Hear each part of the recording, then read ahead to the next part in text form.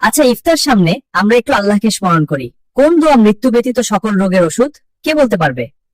আল্লাহুম্মা আফিনি ফি বাদানি লা ইলাহা ইল্লা আনাতা। মাশাআল্লাহ মাশাআল্লাহ। এই সুবহানাল্লাহ, আলু পাদ মারছে। এত গন্ধ কেন বাবারে বাবা? আমি এখানে খামু না, তোরা থাক। কি রে পাদাপাদির কি টাইম পাস না তোরা? এখন আল্লাহ বিল্লাহ করবি, মাত্র না একটা দোয়া পড়লি। দোয়া শেষ হইতে হাসতে গো। আমি শক্তির উৎস আর আমি পূর্ণ পুষ্টি, সেহরিতে আমাকে খাও। সেহরিতে স্বাস্থ্য চাও? তাহলে আমরা জোড়া রাখুন। সবজি ছাড়া সেহরি অসম্পূর্ণ। শুধু স্বাদ না, পেটও থাকবে ভরপুর। আমরা একসাথে হলে সেহরি হবে জমজমাট। আমি মিষ্টি কিন্তু চিনি না, ডায়েটেও আমাকে জায়গা দাও।